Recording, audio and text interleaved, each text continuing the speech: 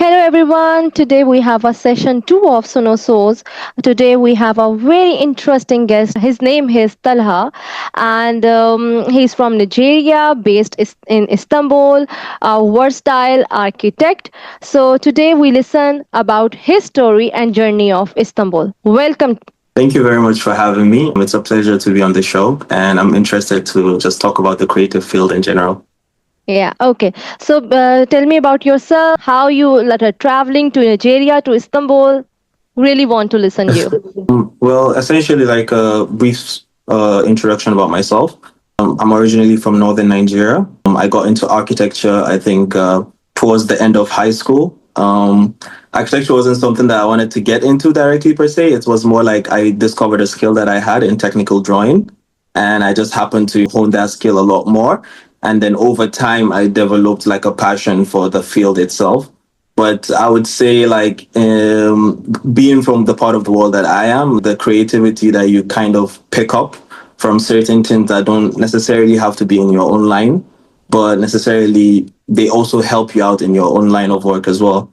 So overall, it was an experience for me, but also traveling as well really increased the level of understanding that I had for architecture because I had the opportunity to be in Cairo for my bachelor's and being in somewhere that has such a good history in architecture and getting your introduction to architecture at a place that has some level of global significance when it comes to the beginnings of like civilizations and establishing like architecture itself. Like it really helped out a lot in my own fundamental understanding of the course itself. And over the years, as I travel to other parts of the world, I get to understand a lot more of the different contexts when it comes to architecture itself. So It's I really a think big part of my journey. it seemed interesting. You track more about the Ottomans and like this architectures, or you like this? Absolutely, that's true. From Cairo, I learned a lot about the early Egyptian architecture, and then in books you read about the Ottomans, you read about the Greeks, the Romans. So, like, it's a course that has a lot to do with history. People say that, like, Do you know about the Mughals as well? pardon? Mughals. Yes, the Mughals as well. Exactly, was a like the Far East architecture as well is very significant. One of my favorite influences as well are not only from the East, but they're from the Far East. From some of the Mughals architecture, the ancient Chinese and Japanese architecture as well. So, like, it has a lot to do with history. Understanding history helps you a lot in like the current day when it comes to design. True, very true. Shall I start to share the screen first? Okay, Yeah, sure, absolutely. I allow you. Okay, 1 second. Right. Now you can check, please. Yes, I'm gonna share my screen Right. with you. There is a So portfolio. exactly. So we're just gonna go through like a few of my projects that I worked on as of recently from the past 2 years or so. Earlier, we were talking about how history kind of influenced my inspiration a lot, but From now, I also add the one question and then you start it, okay? Because it's related to your okay, work as well. The first okay. question is related to how can you share what first inspire you become an architect in your project as well? All right. This is a very interesting question because essentially, like I mentioned earlier, it was kind of in high school, like all things start. I discovered a skill that I had for technical drawing. I had a very inspirational lecture. Like, he wasn't a lecturer, actually, it was a teacher. But for some reason, he was a lecturer to us because of the level of understanding he has. He was teaching us technical drawing at a high school level, but his Okay. method of teaching was super interesting, and it was dense in a way that you understood it fundamentally, but still, like, he had this interesting way of conducting his class which made it feel like theater or made it feel like fun, you know. It was very dramatic. He would draw like a line or draw a circle, but he would have this whole I know there's an repertoire. exercise of drawing and shapes. I Exactly. understand. Yeah. Exactly. So that teacher really inspired me a lot. We called him the master builder. He really inspired us a lot. And I developed this skill for technical drawing. And upon developing that skill, I just found myself getting drawn closer to architecture because of that skill that I developed. And then over the years, I just worked upon that skill. And then I have passion for the field itself. Now show your work, please. Absolutely. That's exactly how I started. And earlier as well, we are speaking about how different contexts and different parts of the world influence architecture. From this project of mine that was very recent from last year ago, we discovered, we experienced a very tragic situation here in Turkey, whereby in the eastern parts of Turkey there was a big earthquake and a lot of people lost their Yeah, homes. no, there is. So I yeah, completely. The exactly. earthquakes are the more important thing in Turkey, actually. Exactly. It was a earthquake prone place. And essentially, I was doing my master's at this point in time. So the project that we worked on had to pay attention to the context of this tragedy that went on. So for our assignment, basically, we tried to develop a situation whereby we could solve this problem that was not only solve a problem for people in the context of what was going on, but it was very specific for that specific context of place, time, and event. So traveling from Nigeria to Cairo to Turkey and also other parts of Europe, just experiencing the parts of architecture that they have. Something that I fundamentally understood is that context is very important when it comes to design. So when you're designing something for someone, you need to fundamentally understand who is that person and what that they're using it for. People that come from an earthquake tragedy have a certain psyche to them. There's a psychology that you need to understand of how they feel of losing their homes and how they would feel in, moving to another place. So you need to think about all these kind of minor things that I about. completely understand because the recent happening, I was there and I was Exactly. totally shocked because I never experienced before. Oh Yes, my it's god! it's absolutely it's a very huge thing. Yeah, it's a very huge and tragic thing. But as architects, we need to fundamentally understand people before we can design for them. If not, like the spaces that they live in, they're just it's just brick and mortar. It's not necessarily like a space they can feel or they Yeah, can communicate with and things like that. So you have essentially, extra burden on your shoulders. in a way, yes. We have a certain burden on our shoulders to take care of the end user, although the structural engineer has another burden as well to make sure the building stands and it doesn't crush people and things like that. So it's something that we need to take care of. So understanding the fundamental psychology of the people is very good. Okay. Of course, the more immediate need to provide them with shelter also is very important, as well as understanding their livelihood. So this is something that we had to establish very well from the onset of this project, and as well as other fundamental things like safety, implementation, infrastructure, and sustainability, of course. And most importantly, the idea of community and also accessibility. Because these are people that would have a certain level of disabilities due to their situation, and also the idea of building a community for them, Yeah, this as is some of very them has important. Very important aspect. I absolutely. completely understand. Absolutely, as some of them has lost family members and things like that. So Hmm. this was essential for this project of ours. And understanding all this kind of helped us develop the project even more. So I just happened to share this with you because I wanted you to understand the idea of how context affects our design. Although you might see it as a building of one or two, but the fundamental way of how we arrange the whole area itself, the way it connects with one another from the fluid movements that you have going on and the way the community kind of interacts with itself, all these kind of like the shape of the place is determined by what you want the people to feel while they're in that space. Hmm. So this kind of like things like this kind of influence the way we design our layout when it comes to spaces like this essentially. I'm so sorry to interrupt you, but these are the single roof buildings, right? Or these are the Exactly. flats? These are the single roof buildings, but Hmm. the whole general idea of the space is that it's an estate that we were designing, but it needed to have this fluidity and this cohesion to itself. You understand what I mean? Yeah, So okay. essentially, yeah, from the whole idea of the plan itself, we needed to establish it within a certain space and then Hmm. pay attention to all those kind of things that we established from the onset. So from our concept development, the idea of like the space being very fluid was very important. And for them to have all their basic needs within that same space was also important. So it's all like, this is all to say of, how context significantly influences our design decisions. Okay. Yeah, that's pretty much it for this one. I like the concept. Absolutely. It's something that we have to build upon when it comes to all this. You can see over here as well, we have like a little center that we designed for it. And you could notice as well, there's barely any straight roads in the design because me and my group that we worked on this, we But basically this chose is the fluid. happening in a good space, because Istanbul, do you know that is a whole in a narrow streets, are very That is true. congested. So on That case is it's, true. yeah, it's different. The context of the site as well it matters a lot because Istanbul is a very topographical place. So it has Yeah, a lot of contour and all that, so yeah, up and down and all that. I know. So the It's totally space on has hills. to. Yeah. Exactly. So we were lucky enough to have a site that had this level of flat idea to it, although it wasn't completely flat, but the slope was negligible. So we were able to design with more fluidity in mind, and we had a lot more freedom of connecting the space, like having the mosque, having the little shopping center, and having their own needs and whatnot just intersect with one another in such a fluid way. It makes the space feel a little bit more natural and less like a refugee camp or something like that. Mm-hmm. Okay. Exactly. And further along, there's just other projects that I have in other areas that we did separately. But in idea of context, I think the other project that I spoke about right now, it's more than enough.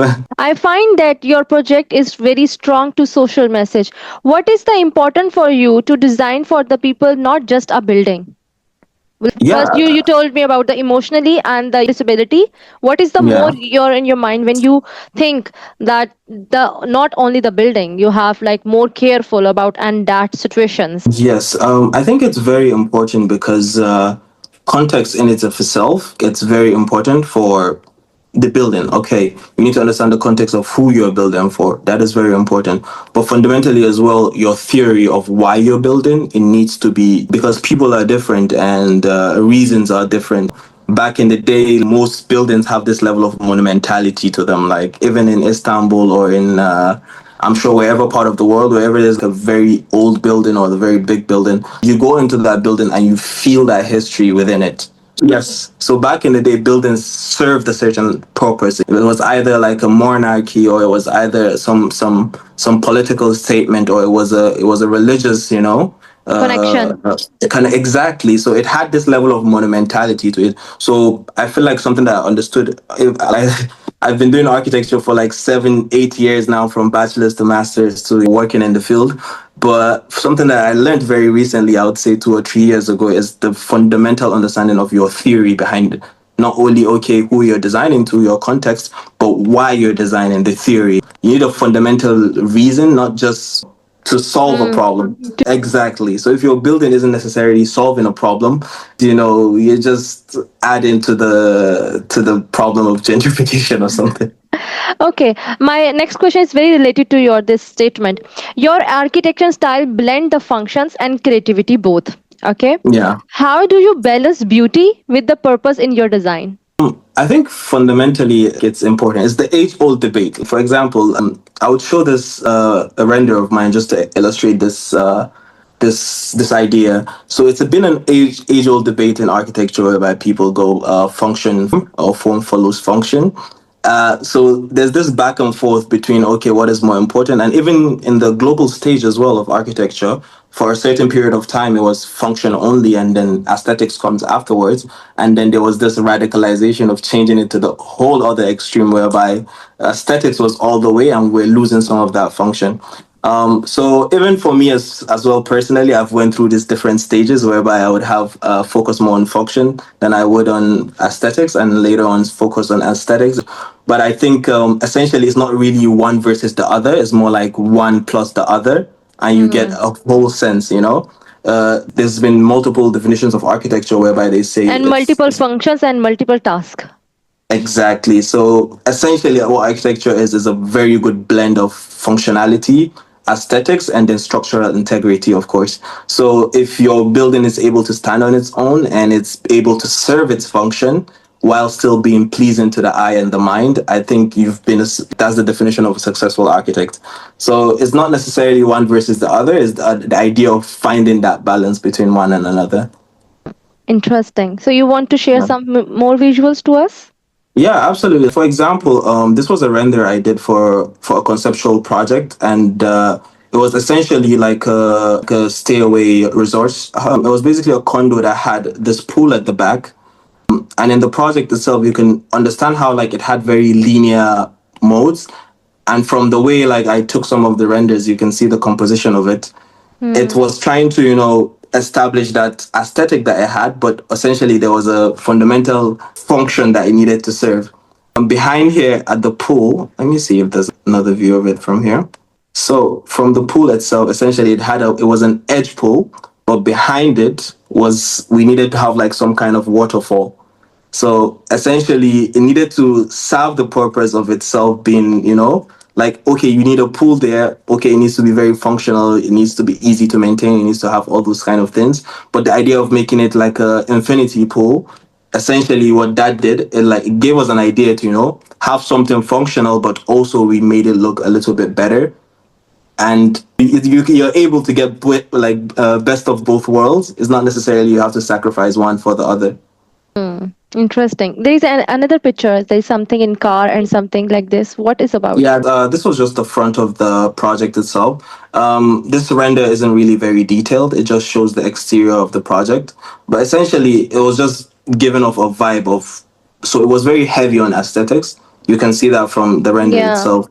Not necessarily focusing a lot on the details and stuff like that. So sometimes to give, for example, this was basically a render you show a client in a very early stage of design, just for them to have a feel of what the space will be to them. So I feel like this aesthetics is important when it comes to communicating I with find clients. that the building connection between nature. That is true, and that's exactly what a render does. It Even makes, there is let's no say, living inside, but it's create a connection of living. that is exactly the point of a render. If you're not in the field, you just get a feeling from the composition of how the render is and like what you see on screen. But for an Yeah. architect now, if you give an engineer this render, he can't make a building out of it because it's lacking a lot of details. So that functionality, even if in the presentation of your work, it's like very different. Obviously, for our clients, they just want to see the beauty of it. They want to see how cool, or how's my house gonna look like at the end. All For them. exterior. Exactly. But for a structural engineer now or for a builder, this is essentially just a painting for him. He can't do anything with it. That's when the floor plans come into the discussion. That's when you bring in the construction drawings and all those kind of things. So, like, that's basically it. Finding a balance between aesthetics and functionality is pretty much most of the job. I saw your work is also related to photography. Do you want to some art in it? Yeah, sure, absolutely. Like I said, I developed this love for architecture over the years, but also something that has been a part of me was some level of creativity when it came to not only architecture but other forms of art. Even in high school, I was into the drama classes and painting and arts and stuff like that. And something funny enough that I discovered over the years as I met a lot of my colleagues and also course mates throughout studying and working, I discovered that every single architect that I've met, they also do some other form of art, whether it's music or it's painting or it's photography or video, whatever it is. They don't only like draw buildings or whatnot. Because You also find architecture department is related to arts as well. In Pakistan exactly, also, our the foundation system is like same. All architecture, designers, painters will be exactly. study the same thing. So I can relate to your things. Exactly. So the thing is, like, there's this fundamental understanding that architecture is like a bridge between art and engineering, if you will. So basically, as you are an engineer, some part of you is also an artist. So finding creative ways to use that creativity of yours is also very good. And photography for me was one of those things. I've always like been fond of taking pictures ever since I was a kid.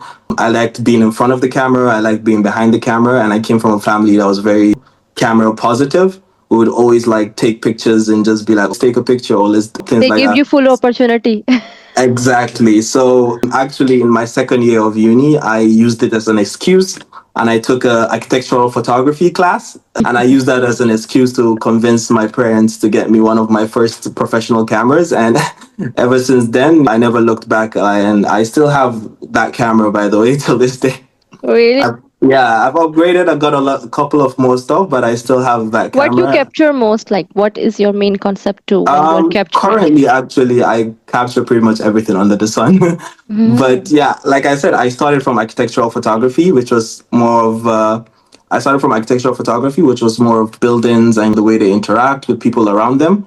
And then over the years, started to do more of nature, more of, creative work, stuff like this. This is Um, something still her dark and shadows. I think this one is from the exactly. studio. I like this one. Exactly. So yeah, I started to do things that are a lot more artistic, playing around with like shadows, Hmm. playing around with, compositions of, like for example, the subject being in front of the light source. So you can have this little silhouette going around. Yeah, And this is silhouettes, very. yeah, for This one is also. exactly having light sources behind my subject so I could have that level of silhouette. It was just something that I found very interesting. The juxtaposition of like light and dark. It always looks good for some reason. And yeah, I played around with some creative shorts as well as some nature shots, things Hmm. like that. So this was something that like I've been doing like since I was in uni, kind of mixing it with school, mixing it with, hobby, and essentially sometimes even as a side hustle. So over the years, I've been playing around with photography while I was doing architecture, and they've both helped one another. Fundamentally, if you understood some basics of architecture, like composition or like the golden ratio, Elements or of like design.